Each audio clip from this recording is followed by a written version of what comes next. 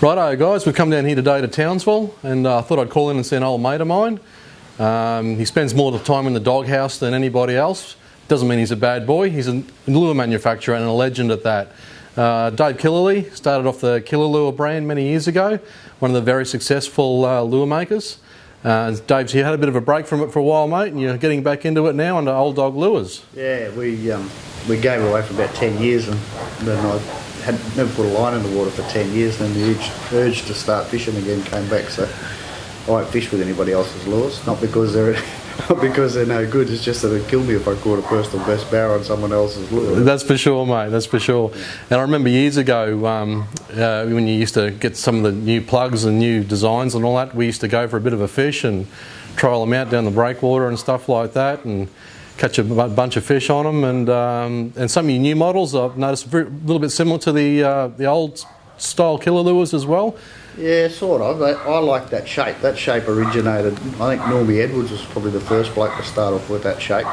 And then Vic McChrystal and I sort of had a bit of a talk about lures over the years, and about flat sides and cut out back, like belly and that, and the lure allows the hooks to swing back up underneath the lure, and you get a better hookup rate and all that sort of stuff. That's where that shape come from. Yeah, cool. No, we've had a lot of success, mate, and we've just been trialling a few of yours recently, and they've got some great actions, and looking forward to those barras raising up in the water shortly as the water cools and start to nail a few. So yeah, I'm pretty happy with what's been going on with them. We've been getting a few barras, the mutts in particular. We've been getting in the shallow water. I've been really surprised how they've been performing like that. Yeah, they've got a nice roll. They've got a lovely roll to them, and you don't have to wind them too fast to get that roll, and that's what I like in a lure. Yeah, it's been really good.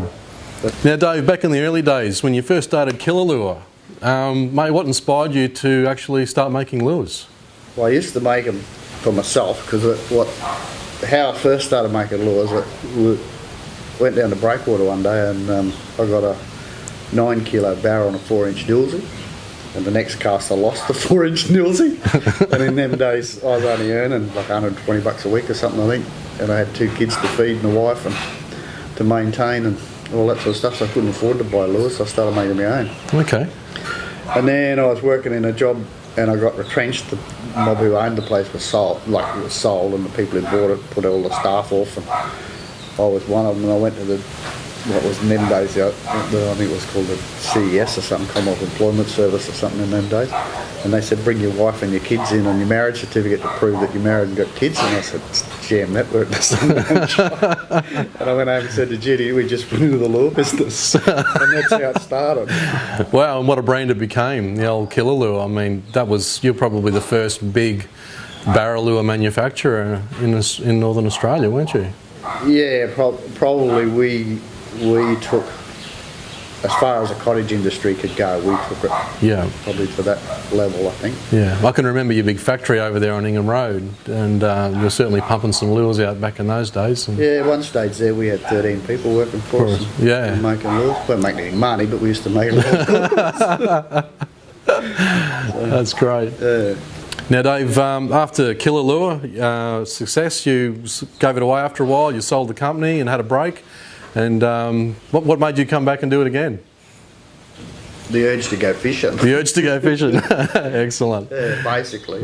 And like, I really enjoy painting lures and mucking around making lures and all that sort of stuff. So yeah, that's why. Yeah. I've sort of had a few ideas floating around in my head that didn't quite.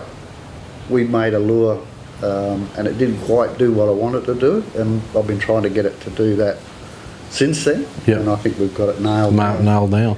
Mate, what are some of your new models you've got here? Well, those two there, there's the mutt, and that's the mutt. The mutt?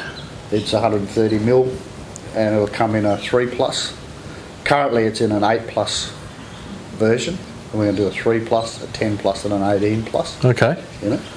And this one here is the Gutter Master. Mm-hmm. He's the one I've been mucking around with. Yep.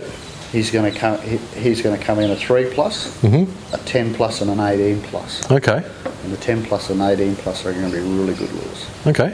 And this one here is our favourite. He's a barra snack, but these are some prototypes I'm doing for a couple of mates of mine to go and fish the Hinchbrook tournament. Yep. They want deep diving different deep dive into what we've been playing with. You know, remember the old ones we used to have? The 3-inch Barra bait. Yeah. Very quite similar actually, aren't they? Yeah. Similar looking, yeah. The old 3-inch Barra bait. And they don't make them anymore, so I thought I'd start making them again. But Cool. the deeper version's got a different bib and all that sort of stuff. I've got some prototypes up the house I could show you if you want. Yeah, cool.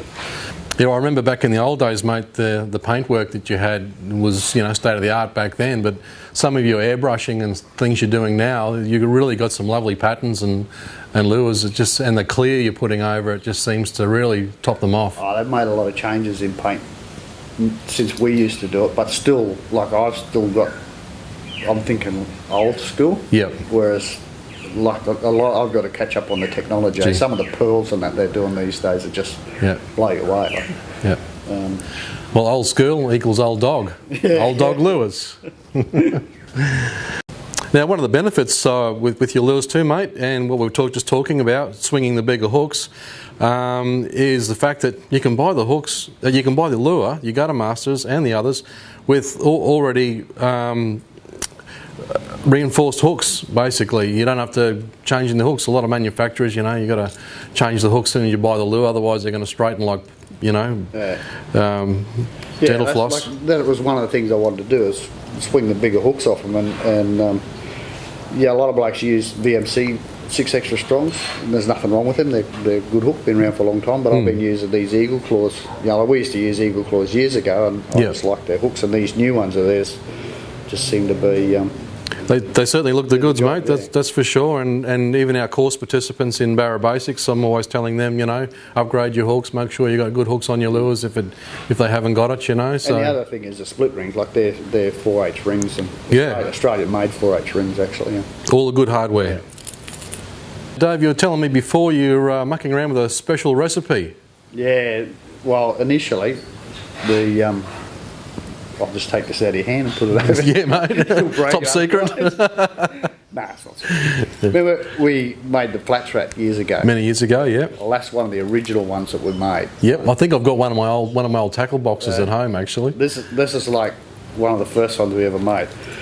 When we made it, it didn't quite do what I wanted to do the way I wanted it to do it. But it was a very popular lure, and people caught a lot of fish on it. Yeah, it's a pretty good lure.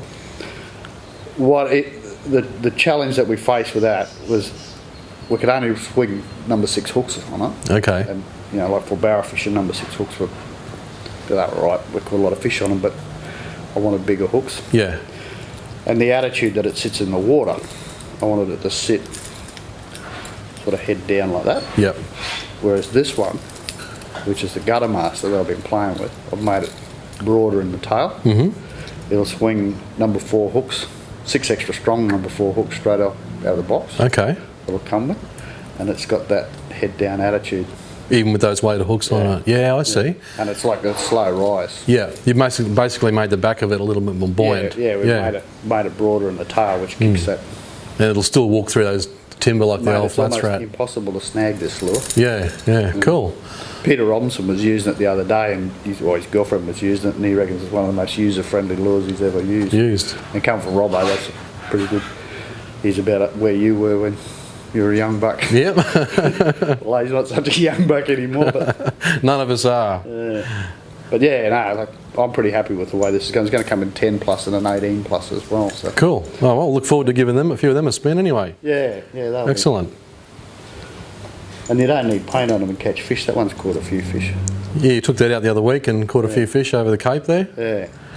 Excellent. Little battle scars all over it. Yeah. Oh, that's great, mate. Yeah. Anyway, as it turns out, you can teach old dogs new tricks, and Dave's the proof in the pudding. So if you'd like to check Dave's lures out, go to www.olddoglures.com, check out his website and online store.